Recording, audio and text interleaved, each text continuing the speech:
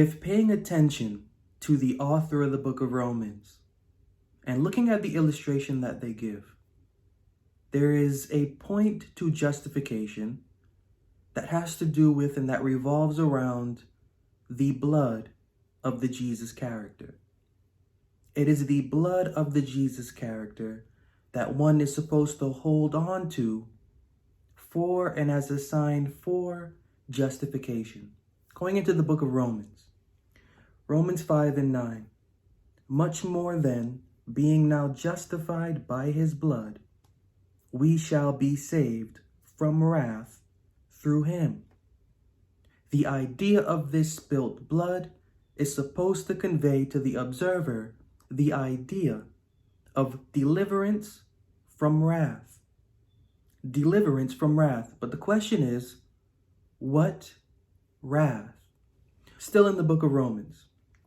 Romans 4, 14 to 16. For if they which are of the law be heirs, faith is made void, and the promise made of none effect. Because the law worketh wrath.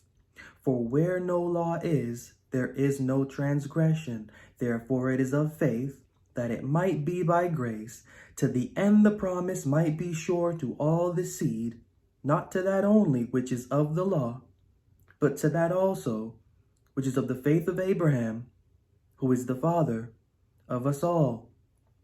Paying attention to verse 15 there, the law worketh wrath.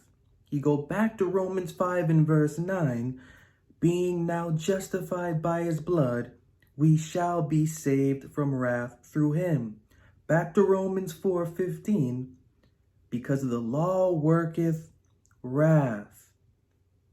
When seeing this blood, the blood of this individual spilt, we are supposed to understand that the devotional conversation primarily is delivered from, is escaping from, is relieved of wrath.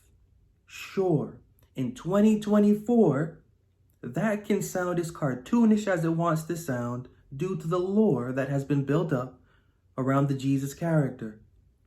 If we have to go back in time to the, you could say, founding philosophy, the founding philosophy, while framed around a mythological character, there's a point to it, a real philosophical point to it that touches on the condition and the maintenance, the responsibility and the accountability of the devotional conversation's character to refrain from something because it is justified to do so, which justification occurs through the portrait of the slain Jesus character, which portrait is supposed to convey that individual portrait's blood, or the character within that individual portrait's blood, the deliverance from wrath. And that wrath is always, from beginning to end, religious law. Romans 3, 20 to 22. Therefore, by the deeds of the law, there shall no flesh be justified in his sight, for by the law is the knowledge of sin. But now the righteousness of God without the law is manifested, being witnessed by the law and the prophets, even the righteousness of God, which is by faith of Jesus Christ unto all and upon all them that believe, for there is no difference. If you or anyone or we, or just keep this in general, if claiming the blood of Jesus, the Jesus character, as anything, one is actually supposed to be claiming that blood as an escape from wrath for righteousness, an escape from wrath to righteousness. If wrath, as is here articulated by the author themselves, is brought on and is held to and tied to and mixed in with and is about and defined by religious law, if that is wrath, and if that blood is supposed to deliver from wrath, they're letting us know that that's wrath, the religious law, not just theirs.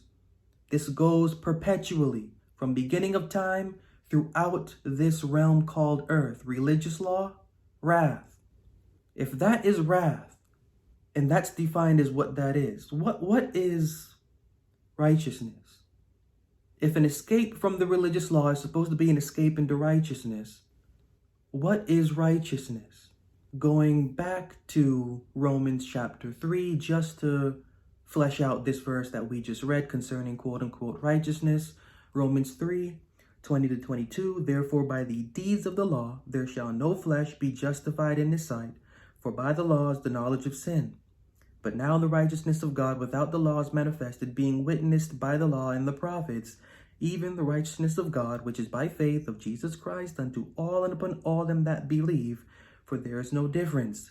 Now, the context of righteousness, it has really nothing to do with what we would attribute to quote-unquote righteousness. We're looking at righteousness in the context of what is here given to us. And it has nothing to do with attitude. It has nothing to do with disposition. It has nothing to do with behavior. It has nothing to do with some sort of awe or aura that you give to people or have around yourself.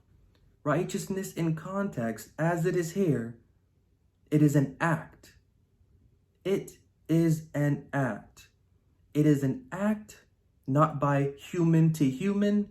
It is an act that is bestowed upon the individual devotional conversation through a particular exercising of itself. Now, what does this word here, righteousness, as the author of Romans is using it, mean? We see righteousness in English, but it's here in Greek originally. So what does this particular word, as it is here, quote-unquote righteousness, in us English, in Greek, what is it and what does it mean? 𝐕𝐈𝐃𝐄𝐒. 𝐕𝐈𝐃𝐄𝐒. In a broad sense, one who ought to be or ought to be found in a condition that is acceptable. It is the doctrine concerning the way in which one may attain to an approved state, which approved state has to do with one's virtue, rightness, correctness of feeling, of thinking, of acting. Can add behavior into that. It is the virtue or the justice that is due. The virtue or the justice that is due. And in the Strong's definition, it is the equity of an act or the character behind equity. So when we're looking at this definition and when we're seeing what it is in this context, we have what we have in our thought process, in our belief, whatever we want to believe righteousness is and all of that. But in the language here that it is framed, righteousness is an act. And I've gone through the definition of righteousness according to the Bible's landscape plenty of times. But in the context of what it is in the New Testament and how it is in Greek, showing that despite it already being the same from Genesis to Malachi, it is here reproduced again in the same contextual sense that the author of the book of Romans is using. This is an act. To be liberated from the religious law, to be liberated from what is quote-unquote wrath, which is the religious law, one is supposed to then flee or escape into quote-unquote righteousness. What that means is the spilt blood of the Jesus character is supposed to represent one's escape into a benevolent act. One's escaped into a virtuous and equitable character. A virtuous and equitable character that is a virtuous and equitable character performing an act. This act is an act without hands. This act is an act without a building. I'm using language familiar to the Hebrews because it's the same philosophical to the book of the Hebrews, I should say, because it's a philosophical concept. And the philosophical concept of the devotional character, the devotional conversation's character, refraining from what it is formally attached to, which is ultimately unhealthy. It will not know that. It does not know that. Bible knows that. Author of Romans understands that and is using the portrait of the Jesus character to convey that message.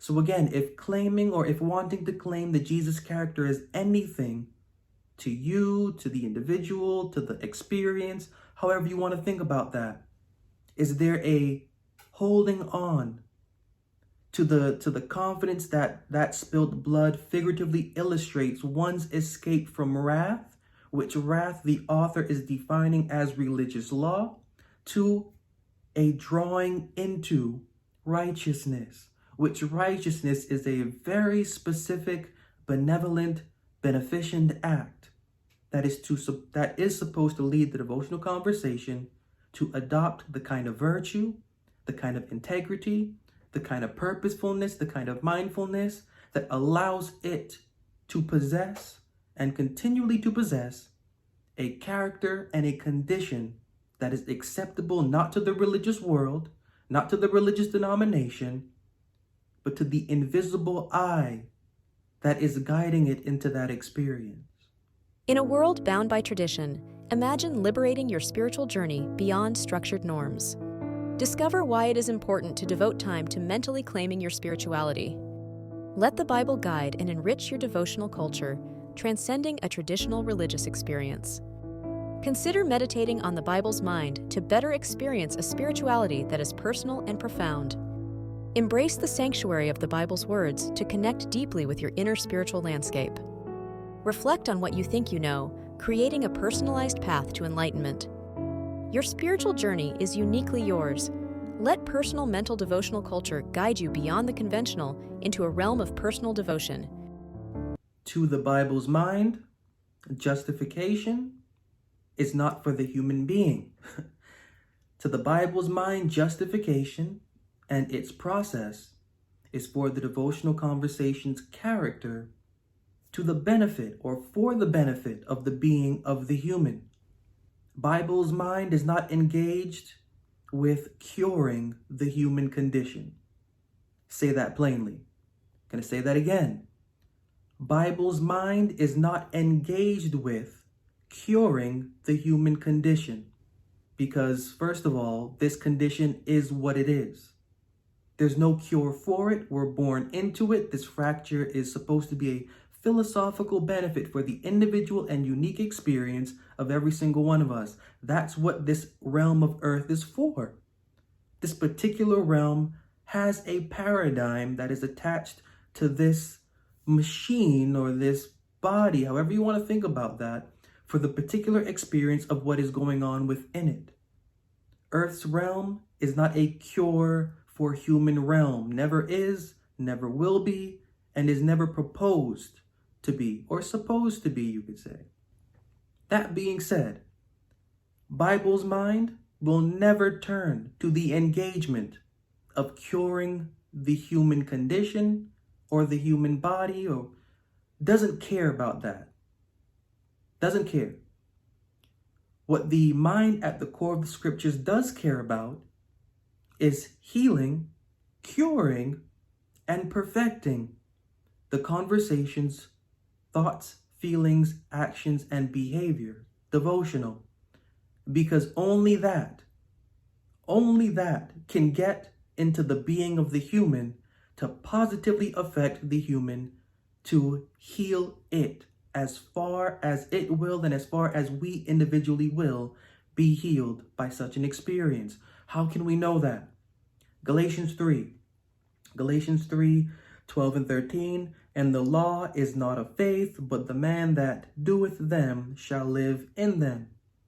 Christ hath redeemed us, verse 13, from the curse of the law, being made a curse for us, for it is written, cursed is every one that hangeth on a tree.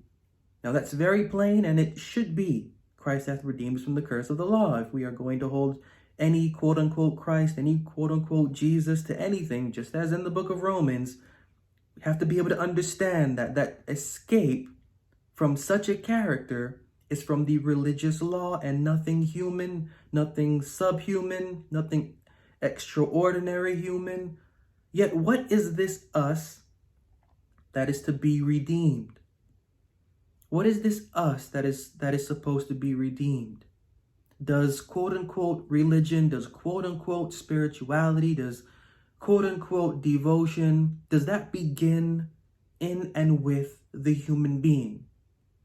Going into the book of Romans, Romans 7:21 to 23, I find then a law that when I would do good, evil is present with me. For I delight in the law of God after the inward man, but I see another law in my members, warring against the law of my mind and bringing me into captivity to the law of sin, which is in my members. Now, the religious law has to be consciously applied and performed in order for it to have a benefit. When applied, the religious law works as a paralyzing agent. The religious law works as a paralyzing agent because once it is in the system, the individual is supposed to consciously hold to that. And consciously holding to that, it is supposed to paralyze what the individual needs that religious law to paralyze. But there's a problem. The problem is that the religious law cannot completely or ultimately annihilate what is going on within. It can only temporarily suppress. It is simply a prescription. A prescription, the religious law is a prescription with a stimulus that is to temporarily fix. And that's not necessarily a fix, because once that quote-unquote fix is temporarily over, the fire within the condition, the fire within the element, the fire within the member that it suppressed, it will come back harder and harder each time the religious law is applied to it. Going into the book of Romans yet again, Romans 7:8 to 10. But sin, taking occasion by the commandment, wrought in me all manner of concupiscence, for without the law sin was dead. For I was alive without the law once, but when the commandment came, sin revived, and I died. And the commandment which was ordained to life I found to be unto death. But then after a time, the innate mind within the human being will revive its energy, as is in Hebrews 10:1 to 4. For the law, having a shadow of good things to come, and not the very image of the things, can never with those sacrifices which they offer year by year continually make the comers thereunto perfect. For then would they not have ceased to be offered? Because that the worshippers once purged should have had no more conscience of sins. But in those sacrifices there is a remembrance again made of sins every year, for it is not possible that the blood of bulls and of goats should take away sins. And along with the blood of bulls and of goats, a sprinkling of this on top of some cake, or the eating of a circular wafer and the drinking of some sort of liquid, doesn't do anything. Nor does a theoretical application or belief on a structured, ritualistic experience do anything except temporarily ruin, not ultimately the devotional conversation, but the human being. That's what the Bible is concerned with. The ruin that the human being will experience because it is wrath. Not going to get that much out of the author of Romans because they're writing contextually for the individuals for whom they're writing for. The wrath is a wrath that is plaguing and will plague and build up over time to the human being, which is why it is called wrath, the religious law called wrath, because it is. In the moment, we may not be able to see it, but it is. And to heal from it is a process of reorganizing and of restructuring the thought process of the devotional conversation in a particular way. The manner in which to go about reframing, reorganizing, restructuring, perfecting and reforming the personal devotional conversation. The manner to do so, quote unquote, righteousness. Do you remember when the prophet Daniel said to the king, if you want to be right with the God of heaven, if you want to do right by your own self, break off your sins by righteousness. The idea of a quote-unquote demigod needing to be used and being sufficient for quote-unquote sins. The idea of relying on a son of man portraying himself to be a son of man for sins is an idea that is absolutely foreign to Genesis, from Genesis to Malachi. Foreign. Because righteousness in context is always going to be something the mind and the experience falls into. Something the mind and the experience falls into as a reversing agent for the benefit of the being of the human. Now, what is that reversing agent? We find it in the book of Isaiah, chapter 58. Isaiah 58, 1 and 2, cry aloud, spare not, lift up thy voice like a trumpet, and show my people their transgression, and the house of Jacob their sins. Yet they seek me daily and delight to know my ways, as a nation that did righteousness and forsook not the ordinances of their God. They ask of me the ordinances of justice. They take delight in approaching to God to achieve the kind of quote-unquote righteousness the authors of the Bible are after and want their audience to understand. It occurs through exercising, through performing what are called the ordinances of justice. What are the ordinances of justice? Now, I'm going to go through verses that summarize these things, and then afterwards, I'm going to summarize the verses that I've just read. So beginning in Psalm 51. Psalm 51:10, this is an easy one. Create in me a clean heart, O God, and renew a right spirit within me. Same chapter, up a couple verses. Psalm 51:6, behold, thou desirest truth in the inward parts, and in the hidden part thou shalt make me to know wisdom. Same chapter, now down a couple more verses. Psalm 51:16 and 17, for thou desirest not sacrifice, else would I give it. Thou delightest not in burnt offering. The sacrifices of God are a broken spirit, a broken and a contrite heart. O God, thou wilt not despise. Still in the Psalms, Psalm 4, verse 5, offer the sacrifices of righteousness. What is it? And put your trust in the Lord. Again, this is just how the Bible teaches, says, and then defines after saying what it is saying in the same verse or in the verses before and after. The sacrifices of righteousness, trust. Isaiah 31 and verse 1, woe to them that go down to Egypt for help and stay on horses and trust in chariots, because they are many, and in horsemen, because they are very strong, but they look not unto the Holy One of Israel, neither seek the Lord. Job 22:22, receive, I pray thee, the law from his mouth, and lay up his words in thine heart. These, as a summary from Genesis to Malachi, if you could summarize, these are the ordinances of justice. Now, what are they? Psalm 51:10 translates to be seek inner purity and devotional renewal. This inner has to do with the devotional character. It is all one and the same. Psalm 51:6, internally embrace and value the devotional characters, honesty, and wisdom. Trust your experience to what you cannot see or observe to trust. Stay steady in that, as is Psalm 51:16 and 17 saying, the conversation's true sacrifices are a humble, repentant mind, not ritual offerings. Psalm 4, verse 5, reflective and kind actions, along with trust in Bible's philosophy, are also true sacrifices. Isaiah 31:1, rely on the words of the Bible rather than earthly institutional powers, magnifying a dying and rising ritual experience for help.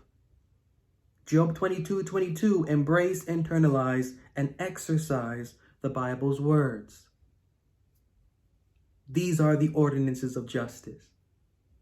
And if we can do these ordinances as our sacrifices to the living God in our experience, we will understand the contextual and intended quote-unquote righteousness that is supposed to be.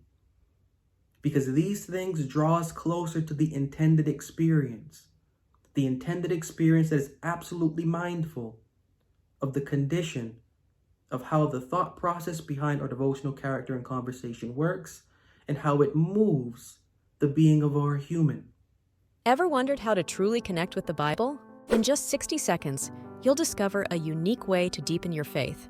Knowing Bible is a course crafted to bring you closer to the Bible and yourself. Tailored to fit your learning goals, it offers a personal journey.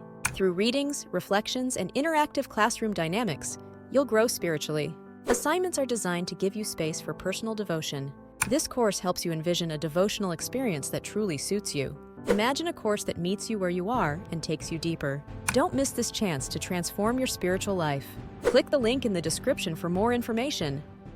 Whether we are taking our philosophy from the first 3 chapters of the book of Genesis, or whether we are dipping into the book of the Romans or Galatians, the underlying philosophy is justification from philosophy of religious law. This is the fundamental point from Genesis to Malachi, the ultimate fundamental point. By the time you get to the Romans and into the Galatians, the authors are realizing this point and they are using this point through an illustration. The illustration of the spilt blood of the Jesus character is supposed to convey the message of what is wrong. What is wrong is what that blood represents. Figuratively, wrath. And that wrath ultimately represents, as the author is telling us, religious law. And the devotional conversation is to be relieved of religious law. But what does that mean, to be relieved of religious law? What's that experience look like? Colossians 2:20-22. Wherefore, if you be dead with Christ from the rudiments of the world, why, as though living in the world, are you subject to ordinances, touch not, taste not, handle not, which all are to perish with the using, after who?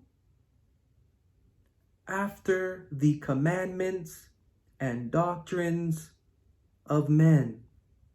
The experience, the devotional experience is to escape, I may be saying religious law, but in a plain sense, the author here is saying in Colossians, the doctrines and the commandments of men, otherwise known as, quote unquote, rudiments of the world. The world here is not the secular, biological, ecological world. This is the world of religion, because not the entire secular, ecological, biological world will profess deadness by quote unquote Christ. The world here in reference is the world of a spirituality, the world of a religion, the world of religion. So the individual conversation needs to be dead to that. And what keeps that world alive are quote unquote rudiments. What are quote unquote rudiments? Turning still, same book, Colossians 2 and verse 8. Beware lest any man spoil you through philosophy and vain deceit, after the tradition of men, after the rudiments of the world. When we're hearing rudiments of the world, we can and are supposed to understand that this is tradition of quote unquote men. Tradition of quote unquote men. The enemy is religious law. The enemy is priesthood. This is Bible philosophy. Sin, the sinners, it's connected to the realm of the world that the Bible is attached to. The idea is to be naked in one's practice. The idea is to be naked in one's practice. Why? What does that mean? Galatians 3:13 and 14. Christ hath redeemed us from the curse of the law, being made a curse for us, for it is written, cursed is everyone that hangeth on a tree, that the blessing of Abraham might come on the Gentiles through Jesus Christ, that we might receive the promise of the Spirit through faith. Now, what is the blessing of Abraham? What is the experience of Abraham? What is the blessed experience of Abraham that is supposed to occur after there is an acceptance that redemption from law is and has taken place, if there is a belief on quote unquote Christ? What is that? To the book of Isaiah 51 and verse 2, look unto Abraham your father, and unto Sarah that bare you, for I called him alone, and blessed him, and increased him. The blessing of Abraham is the blessing of well-being alone. Alone. There is, along with no one there, it's just you. More than that, alone. There is no protection by any law, religious. There is no guidance by any law, religious. There is no reliance on a model, religious. There is no sin. There is no sinner around. Sin and sinner, priesthood, and everything coming up out of them. I called him alone. The call is to be alone. Be alone.